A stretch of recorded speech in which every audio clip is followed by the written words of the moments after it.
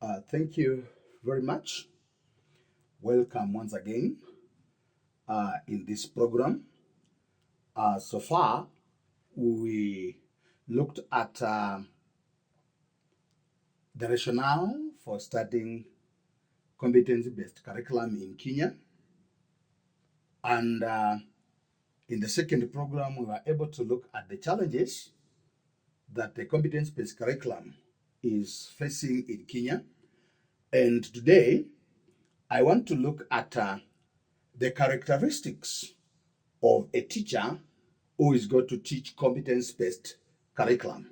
This is a new way of teaching, and in order for us to get maximum yield or to get the objective of competence-based curriculum, we need to have teachers having a paradigm shift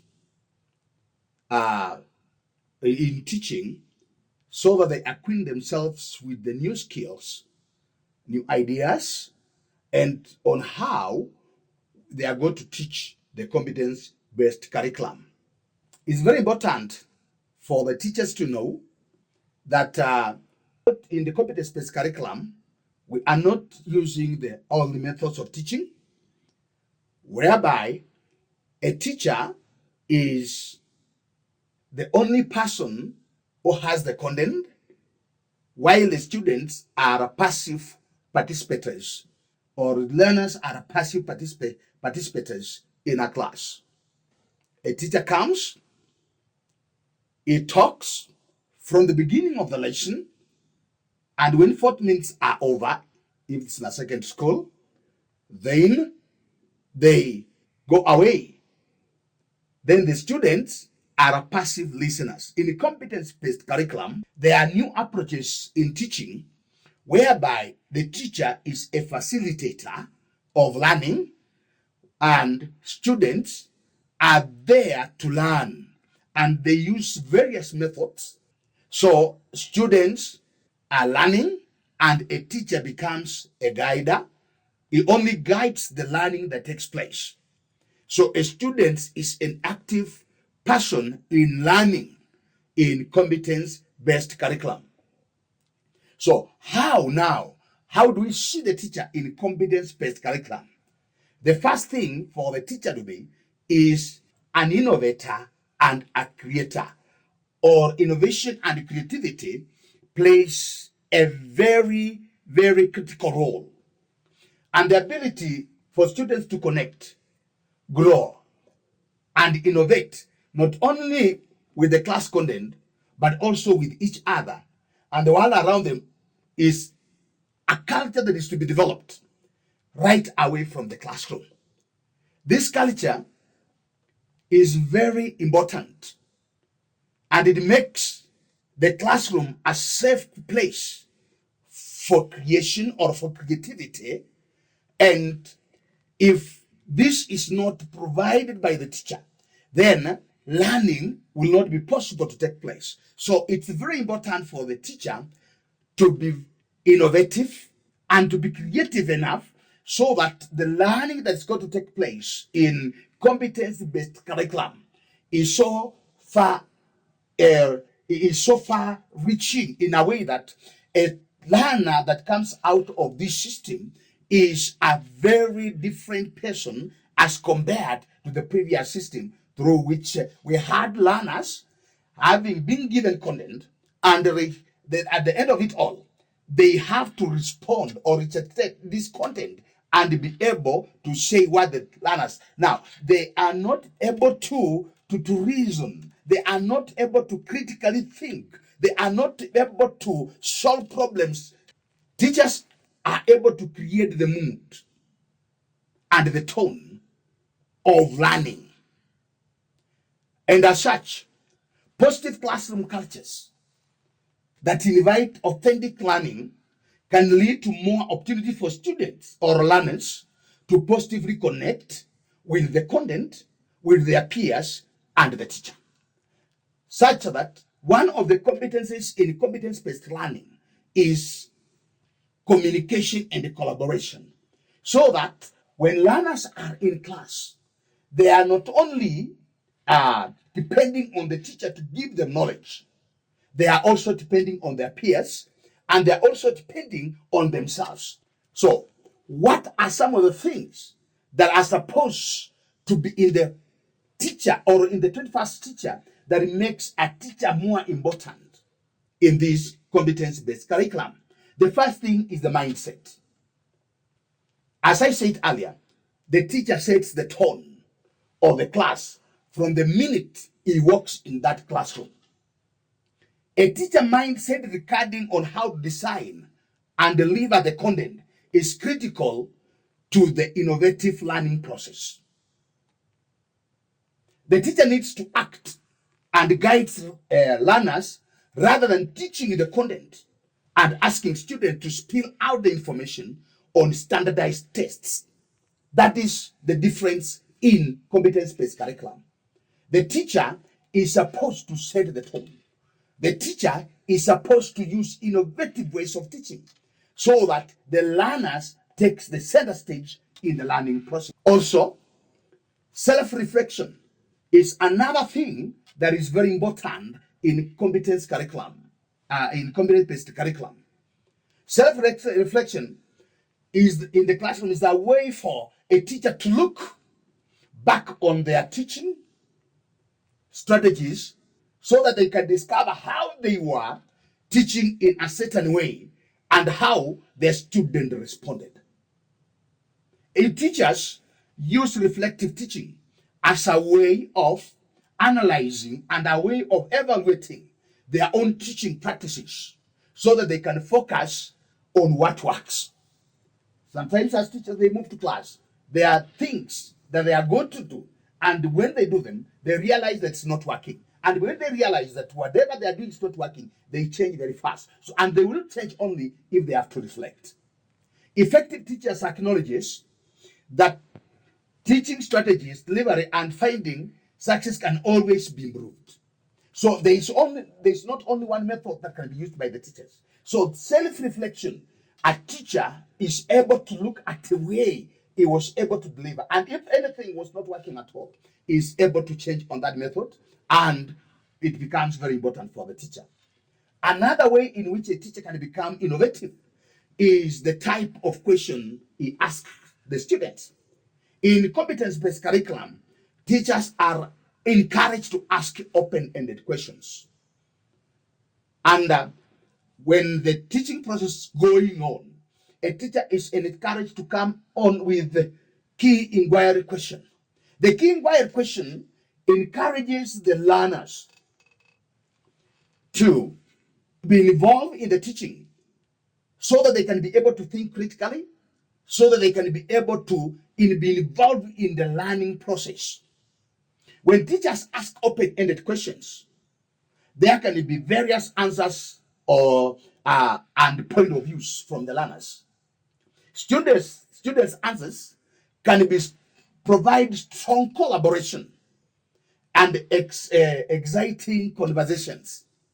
And this way, new ideas as well as new skills will come out from the learners. So teachers are encouraged to use open-ended questions, not textbook questions. You know, textbook questions, sometimes you get that answer and you move away from that very end or from that very topic or from that very content you are teaching. But when you ask an open-ended question, these questions can make learners reflect, can make learners even connect with their day-to-day life. And that's what learning is all about. And that's what learning can be able to take place, and learners are able to connect to real life situations in their lives. So it's very important that in competence-based learning, teachers are encouraged to form key inquiry questions, and these inquiry questions are open-ended questions, not closed-ended questions or textbook questions, where teachers are just asking questions that are in the textbooks. Another way in which teachers can become innovative is by providing flexible learning environment. With various teaching methods, it's essential for teachers to consider how they use the classroom space.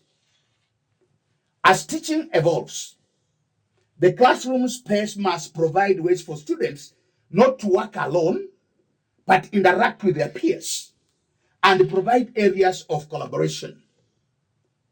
Learning space also should be fluid and provide flexibility to support one-to-one learning, collaboration, independent thinking, and group discussions. Very important for competence-based curriculum, because in this way, learners will be able to learn on how to be independent, or they will be able to learn how to learn from their peers. And if they learn from their peers, the teacher work will only be having to guide the learning that is taking place. Another way in which teachers are going to be creative in competence-based curriculum is to create a place for all the learners. Sometimes, when you are teaching, a teacher will want to move with those learners that are able to pick up ideas faster. And those learners, sometimes are called slow learners or challenge learners, they are left behind. And as such, we are not able to move with the entire class. In competence-based learning, provide a place for all the learners. Move with all the learners. Have all the learners in your class so that when you are teaching them, all the learners' needs are catered for. Because there is no learner who came in school on behalf of another learner. All of them have come to school and they want to be reached by the teacher. So the teacher should create the space to have all the learners involved and all learners be able to learn from such situations. Use of problem-solving techniques. Using this strategy can provide students with the opportunity to think deeply, act critically, ask critical questions, and apply creative ways to solve problems. We are living in a world where we have a lot of problems, and we need to prepare learners that will be able to provide solutions for these problems. And they will not be able to develop this skill of problem finding, solution finding, if we are not able as teachers, we are not able to give them ways of which they can think critically and ways in which they can think creatively, so that they will be able to solve their day-to-day lives and day-to-day problems, and also be able to solve problems that come their way every day. So it's very important that a teacher, in an innovative way, use problem-finding technique so that students are able to solve these problems. All over, learners are being encouraged to get to solutions that for the problems that are there currently, and to the solutions of the problems that are yet to come. So, in the competence-based curriculum, we are supposed to encourage our learners to be the people or to be learners who find solutions to the problems, or those who think creatively and solve problems that are on the way. The student taking the risks and failing. Learning will only take place if a student is given an opportunity to fail or to learn, fail, then be given that thing again to learn. And from it again, the student is able to learn. When teachers provide real-world projects that give students problems to solve, they are offering a platform for students to learn from failure. Step up again, and eventually they will find success. And as such, students will develop self-efficacy. This is one of the competencies. So it's very important that when students are given these problems, these projects that give them problem to solve, and they're offering that platform, they develop self-efficacy. So a pedagogy based on discovery and inquiry-based methods are exciting, and they make students to be able to develop that competence of self-efficacy. Don't give students a problem of remembering dates, remembering information, or taking tests.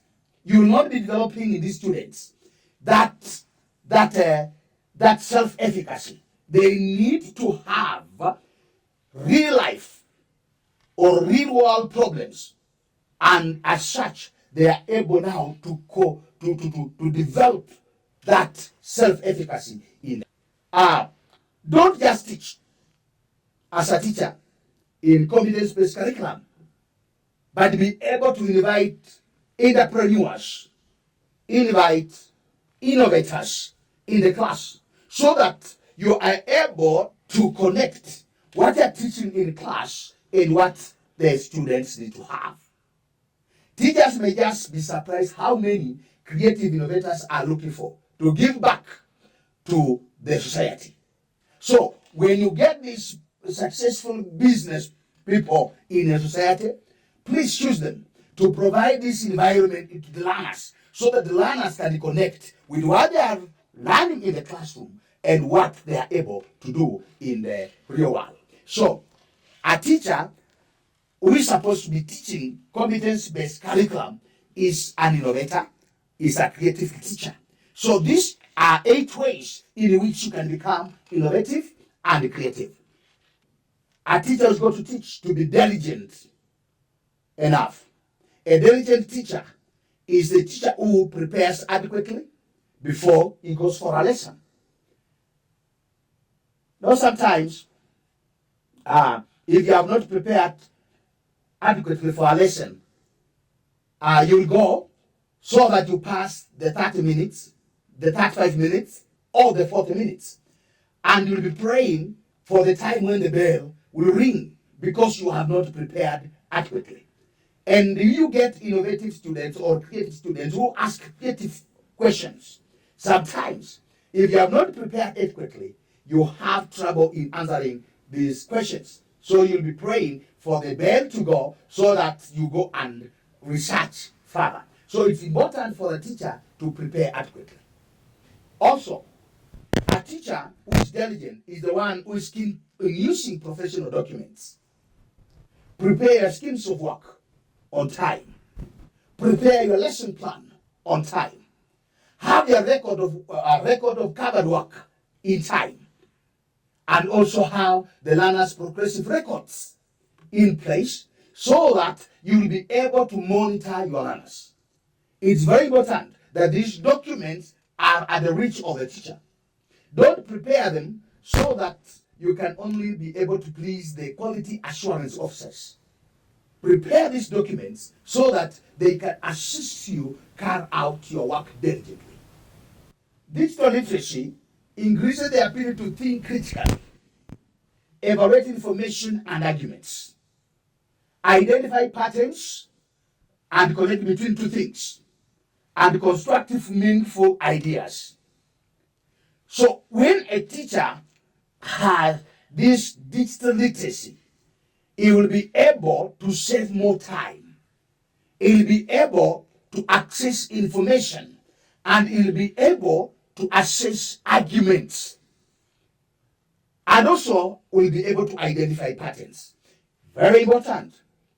A CBC teacher should be digitally, or should be very competent in using information communication technology, because the learning in CBC is carried on ICT. So a teacher should be able to interact with ICT and all that. Very important that you should not take ICT as a yesterday thing, but you should be able to go in for digital literacy. A teacher who is going to be able to teach CBC is a teacher who displays competency in the pedagogical content. He versed with various methods of teaching. When we talk about pedagogical competence, this is where a teacher is able to use various methods of content delivery to learners and is able to adapt to these methods and be able to use them effectively. There are several pedagogical approaches that are used. We have the collaborative approach, we have the reflective approach, we have the interactive approach, and we have the environment-based approach. So a teacher should know when he's going to be able to use these approaches in the learning process. Now, how can a teacher be able to improve the pedagogical skills? Review students' evaluations, and you'll be able to know. Also discuss the pedagogical skills with their colleagues, and also attend professional conferences, and lastly, or not least, ask for additional training, and you'll be able to improve on your pedagogical skills. It's very important in competence-based curriculum that these pedagogical skills are very important, because you are going to meet learners with different learning capacities or capabilities, and you need to use different pedagogical skills in order for these learners to be able to get whatever they need to get from a lesson. A competence-based curriculum teacher is an agile teacher. An agile teacher is a teacher who adapts to the situations. Teachers are regularly required to modify lesson, restructure learning environments, and adjust to content. And as such, if you are not able to adapt quickly, you will not be able to manage your learners or your learning environment quickly. And being able to adapt to and manage the changing situation that occurs in this ever-changing environment, a teacher is encouraged to change easily. A teacher is encouraged to adapt easily. For example, those teachers who are teaching grade 7 currently, a teacher is trained in teaching only 2 teaching areas or teaching subjects. If he is not able to adapt quickly, then learners are going to lose a big time. But if he is able to adapt quickly, then the learners are going to learn or to enjoy learning. An agile teacher provides space for learners to develop critical thinking and problem-solving skills that are needed and attach and adjust teaching responses in a diverse learning environment to students. So it's very important that our teachers are agile enough in order for them to teach in CBC. As I come to the conclusion presentation, this last point is very important. We need honest teachers who carry themselves out with integrity, and ethical teachers. Professional ethics is like a guide to us, teachers, which facilitates the teacher to provide quality education and inculcate good values among learners. Remember, in CBC, our values are very important, and the values are acquired. Learners acquire these values, and they should see these values in a teacher. And also, we are living in a dispensation where the rights of our learners are emphasized. And as such, if these values and rights of our learner are emphasized, teachers should be honest. Teachers should live with integrity. Teachers should be ethical, so that we be able to provide this environment where learners are going to learn the values. In conclusion, I have looked at about 6 areas which are very important to a teacher. First, a teacher is going to teach in CBC. supposed to be innovative and creative. Second, this teacher, digital literacy. Third, this teacher should have pedagogical skills so that he can apply them in different situations. Fourth, this teacher should be able to adapt. I'll be very happy if I get a response about this program, and you can reach me on 0724700686. I am Dr. Wambeye Marakia. Thank you very much.